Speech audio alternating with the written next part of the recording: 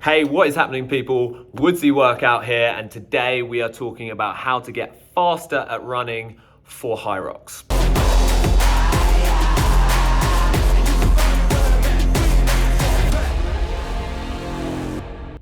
So a few weeks ago, I had a chat with Alan Lott, who is a running coach, and we worked on improving my running form and efficiency. And this is an area that I've kind of been hesitant to give a lot of advice on because I myself am not well versed in running.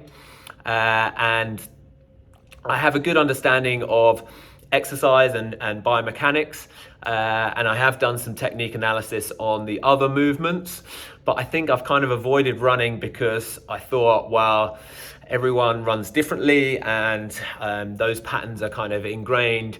It's not really something to mess with. But actually, looking back on it, that's kind of ridiculous. It's the same as every other movement. It can be tweaked and it can be improved upon, and actually has the potential to have a massive improvement on your Hyrox. I think a lot of the time we sort of take running for granted as, well, everyone, you've learned how to run, everyone knows how to run, and the focus is spent on, right, what heart rate should I go at? How fast should I be going?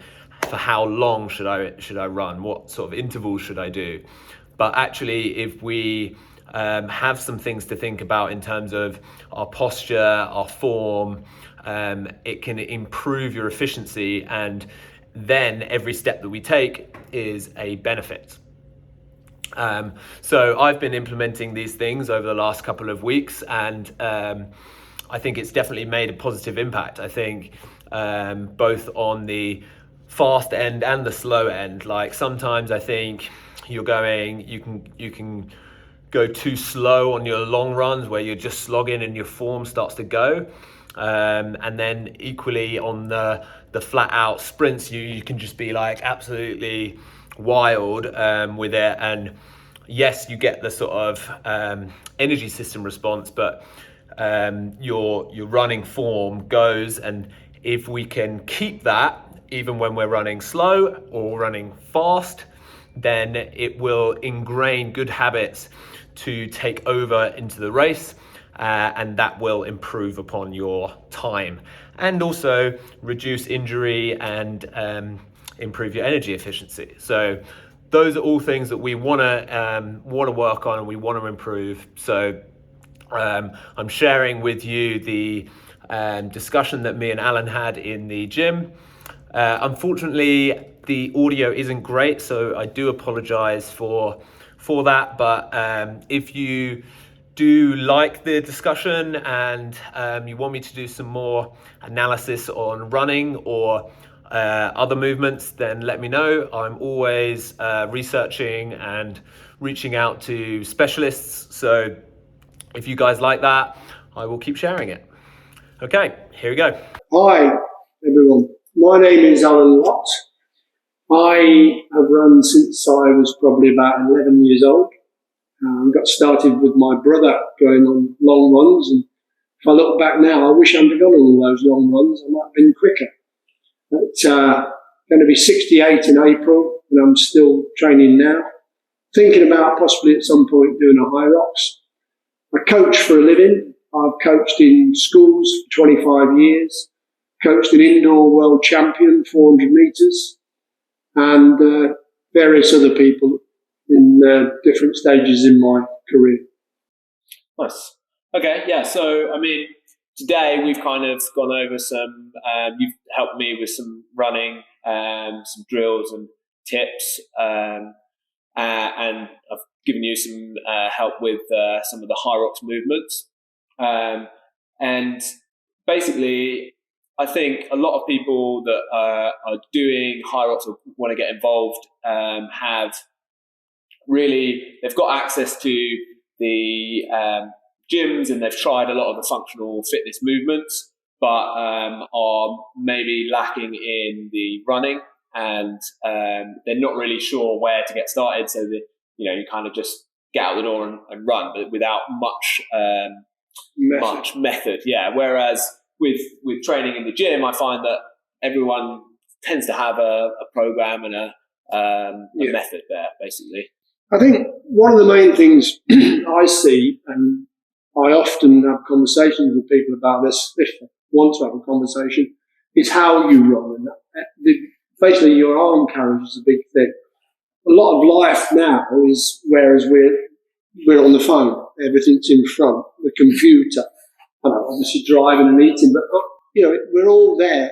If you look at me from the side, that's how people are. And a lot of people are running like that.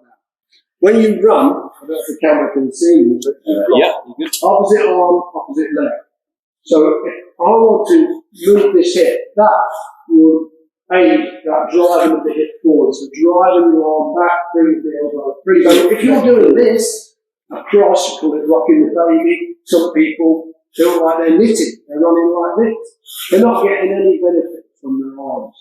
So that is something to really pay attention to. Something you could do if you stand up, Robert, get somebody, if you turn around, get somebody to get, so if you do your arms now, just stand behind, now hit my hands. Okay. So there. So do faster. So therefore, if you do the rocking the baby style, so he's nowhere near my hands. So that is something you could do with your partner, friend, training, pal, whatever. The way I look at running is, if you've got to really, if you want to do a Hyrox, let's face it, if you're quick, you still need to be on your feet for quite a long time. So running, I used to call it going to church. I don't want to be disrespectful, but Sunday mornings was my going to church. Whereas I would run a long run. Back in the day, I'd run twice a day, but Sundays I'd probably run 22, 23 miles. Don't expect you to do that. But what you need to do is to have that long run base in the week, in the weekends if you can do it. If you can't do it, then fit it in your schedule. And that's going to help you overall. But I also think people think as running as, let's face it, if you want to do a Hyrox, it can't be boring. You've just got to do it. And also with the music aspect, I love music. Certain music, I love it. Certain music, I'm sorry, Hyrox, but I hate it. But you need to feel your body. Don't get too connected with the music, worry about what your app's saying, your heart rate. Learn to feel how you feel. Just go out with nature and just enjoy the runs. Nice. Okay, so great starting point then is a long run once a week. Yeah, if you can. And then, so a lot of how I program and the way that we fit in all of the Hyrox movements is we'll tend to do maybe a combination of the Hyrox movements, running and exercises, some strength days where you're just doing strength, and then some running days where we're doing just running. How would you then? So say we've got the one long run day. Where would you put that? Within a week, if you wanted to do another run, or fitting it around strength training. Do you find that strength training compromises your run? Yeah, it will do. But obviously, you've got to do some compromise runs anyway, because that's the nature of the beast. But you've got to break the runs down. I mean, if you keep going, I always say, if you run slowly around the streets, you're going to become very proficient at running slowly around the streets. And if you want to improve, you're not going to improve. You'll plateau. So you've got to break it down. As I was explaining to you, a little thing that you could try with 6 minutes, one I mentioned. Yeah. You could do what I call a 6 minute session. So you go out and jog 10 minutes. And say you start off 4 lots of 6 minutes at a good pace, faster than your Hyrox 1K average pace, and have 3 minutes rest. You then, week on week, would reduce the rest. So you go 3 minutes, 2:45, 2:30, until you get down to 2 minutes. This is something I did back in the day. I'd do 6 lots of 6 minutes, and when I knew I was on 6 minutes with 2 minute rest, sometimes even less, 1.5 minute rest, I knew I was ready to race. The things like out and backs, go and run a course, run to a point at a good pace, stop, have a rest, put the watch on, try and get back quicker. You know, you're putting yourself under that bit of pressure rather than just running round the streets. Right. Yeah. Okay. Can I just touch on, sorry, the other thing I wanted to touch on is people, how they run. You've got to think about your forefoot. As I explained to Robert earlier on, he knows all about this, and so it was easy to speak to him about it. But people, if you catch yourself walking, people walk and they just put one foot in front of the other. Try walking where you're using your forefoot. You're pushing, you're propelling yourself forward. And then try and bring that into your running. But years ago, Nike made a pair of shoes, and these are Mizuno's, but right there's a plate, but they put air in the heel. And they told everybody that when you run, it's heel first. What that does is automatically applies a brake as you sit in your hips. So if you're landing on those heels, you're like this. You've got to try and think about getting up on your forefoot. So you can do that by working on walking and then doing drills, doing things where you're high knees and pushing off that forefoot. Rapid movements. This gym, you can't see the width of this gym, but say you get yourself somewhere that's about 30 metres. Do fast movements like that, 30 metres, walk back. So you're going fast in terms of the velocity, but you're not moving forward very quick. And time yourself. And we were doing it this morning, and I said to Robert, we'll do this one. His first one was 12 seconds. And I said, oh, that's really good, but I want you to do it in 30 seconds. So if you see what I mean, you're really working hard, but you're not moving forward. So instead of going hard like that, you're here. You can still see, and it's great training anyway, but just try that. It's cadence and it's fast stepping, light on your feet, using your forefoot. Good. Okay, yeah.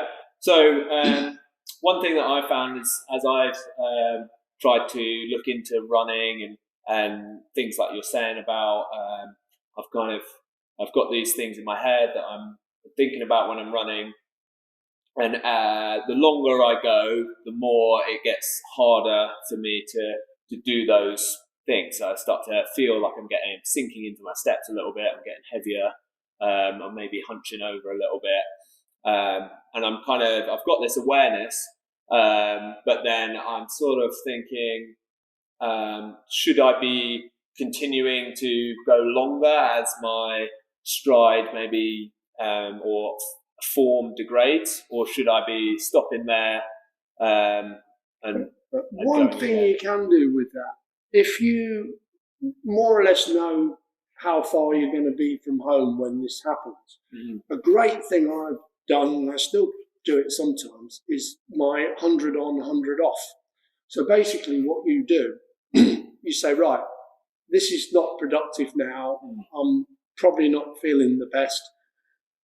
Stop, have a rest, but then do 100 strides at a good pace and then 100 walking strides. Okay. And get yourself home like that. Right. Rather than just soldiering on. Yeah. Yes. So, your heart rate's higher, but it's also getting you up and getting you off on your forefoot and better running form, because you can fall into basically dragging yourself along like a sack of potatoes, really, and that's not productive and also injurious. Yeah. So. Yeah, actually, I think, it makes sense. It has a lot of carryover to a lot of the movements we do in Hyrox as well, not just the running, but if you are, for example, with the lunges or with the wall balls, it's a lot of repetitions, and a lot of people have the tendency to think, well, I've got to do this volume every single time. Yeah. And their first 25 lunges look a lot different to their last 25. Sure. And that's when you start to get injuries, or you start to, what are you training? Are you training bad form? Yeah. Or are you become very good at doing it wrong. Yeah. That's it.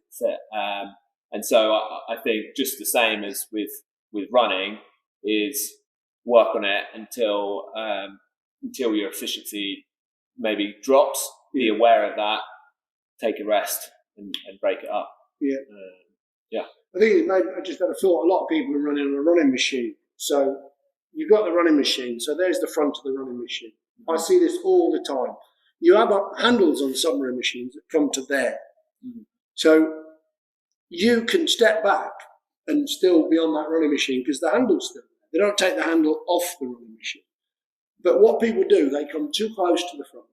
Maybe a lot of times they're plugged into it. Right. But then what happens is they like that, they lift their shoulders and they restrict the diaphragm. So they're like this. So drop that. Just drop back, relax your arms. When you're running, if you a person that runs, well, not anybody runs with a clenched fist or like a karate chop, but relax your hands. And one of the ways you can do that is pretend you're holding a crisp in your hand, any flavour you like. And then just relax like that and just take that a little bit back, a few inches, but when you're like this, you're restricting your diaphragm. And I see people, as I say, and they're here and they're like this. And running, I mentioned to Lady Felicity Coles the other day, I spoke to her after the Manchester event, and I said to her, you, to me, was the best looking in terms of aesthetically athletic person there. Right. Yeah. And she's really gracious, she said, well, thank you very much, and I said to her, some people, when they run, they look like they're having a fight with themselves.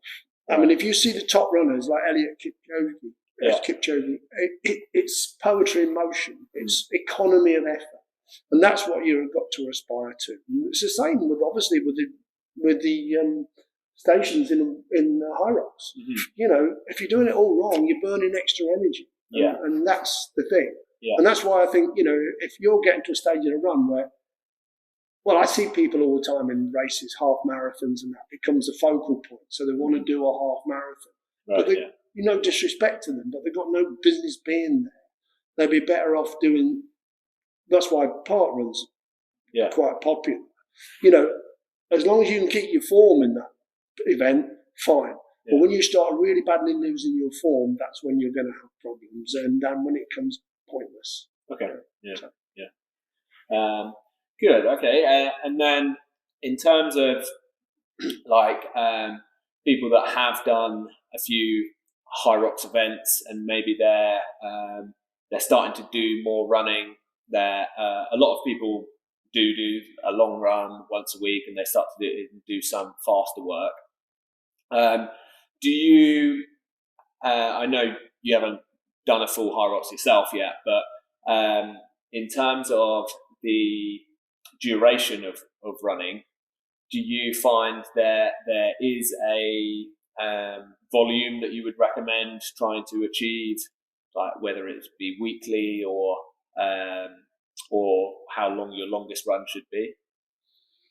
I think your longest runs should certainly be over what you estimate your Hyrox, in my experience. Now, as again, I haven't done Hyrox, so hopefully one day I will do one. But if it was me, there's no way I would be running under my Hyrox projected time.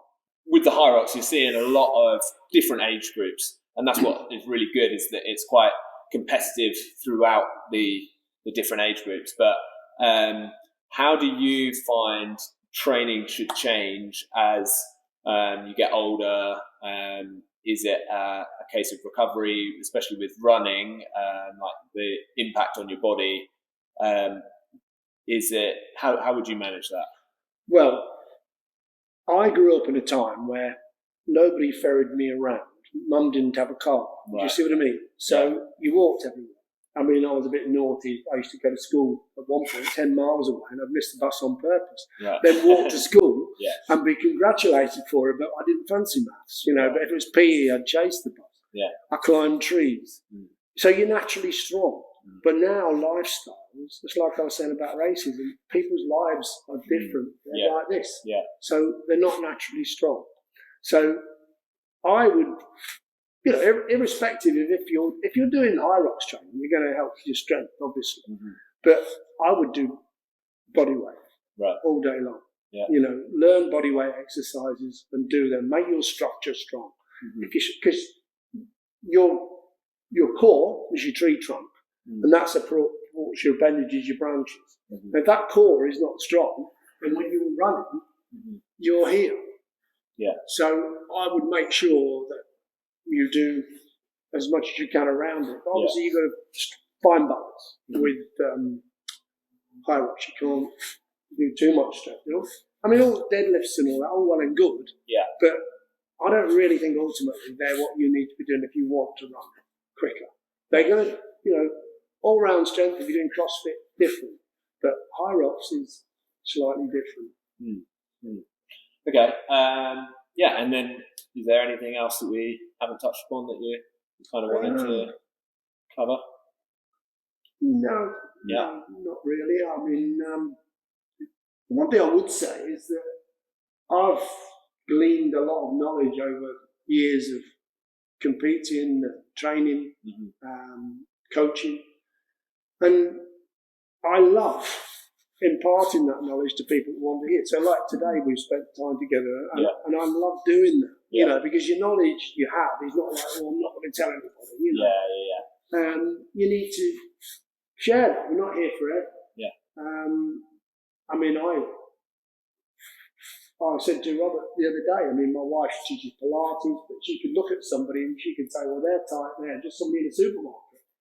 And I said to her one day, I think when you die, it'll be like a library burning down. But she's the same. You give that knowledge. You don't just hold it to yourself. And so on that, hopefully this helps some people. And, if it does, great. Yeah. Brilliantly said. I think, hopefully you guys got something from that and will help to share any experiences or comments that you had, and we'll see you at the next Hyrox, hopefully. Okay. Bye.